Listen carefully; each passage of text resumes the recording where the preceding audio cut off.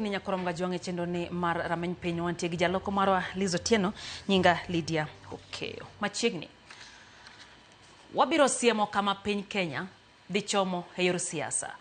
Mano en ote ma ogol kawuono ko jatend piny Kenya William Ruto kanyakla gi ogai mar ODM Raila Amolo Odinga ma obede twak ma kanyakla e par jot ma jatend piny Kenya e boma ma Mombasa. Dibed ni wuoth koro chako nyakoromga juang mar ODM riwore kod UDA. George Bati miyo waler.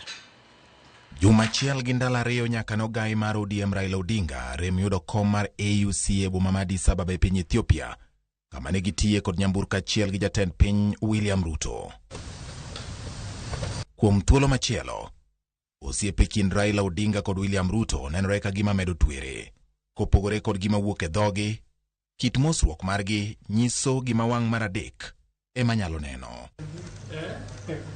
Mana kaka jatend piny William Ruto ne owacho e boma ma Addis Ababa e piny Ethiopia ni kopogore kod ng'anyo mar Gen Z, manyo kom mar AUC ne en thuolo machielo mar kelo piny Kenya kanyakla. I am very confident that this moment is going to give birth to yet another moment for us as a country to work together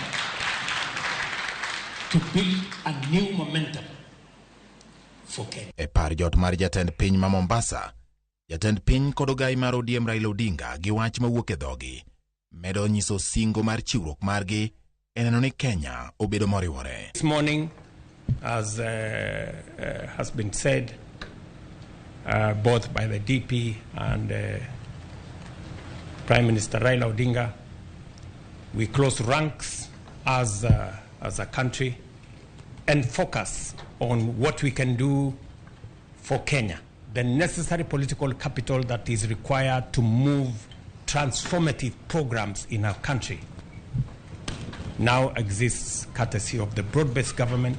Ewi penjo mosebedo kagidore ka ODM nitie e sirikal kata oyo, Raila Odinga okoni odhi sumo paro mar jokanyo kendo biro chiwo yo ne jokanyo mage machiegni ni. More importantly, we are also available for Kenya. I'm back home here. I'm going to meet with my friends, my supporters, and I'm going to consult widely what is going on forward. And in due course, we're going to announce our way forward.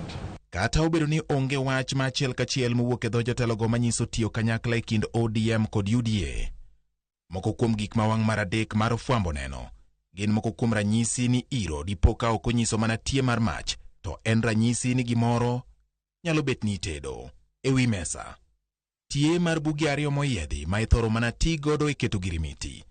Bedo mar okil Paul Mwangi ma en jang'ad rieko ne Raila Odinga e weche mag chike, kod ten mane oburu Oginga otenogo wadgi Raila Odinga romono, gin gik mamiyo romo bedo mopogore kendo nyiso ni nitie gimoro machal ni tedo. Romono bende ne oyuore kod jakom duond bura mar ODM Gladys Wanga kachiel kod jakom mar duond bura mar UDA Cecily Mbarire, gino mamedo nyuolo paro ni chalo kagima mbaka mar tiyo e twech achiel ne ochuo chieng' ka dho nam chumbi. Ka gik matimore chal kod asere malewe siemo kamale nitie, wuodh 2027 chal mamedo mako mach ka wang' koro keti mar neno ka ODM biro riwore ayanga kendo siro William Ruto e yiero ma 2027 koso gibiro chung' kigin. George Bati, Ramogi TV.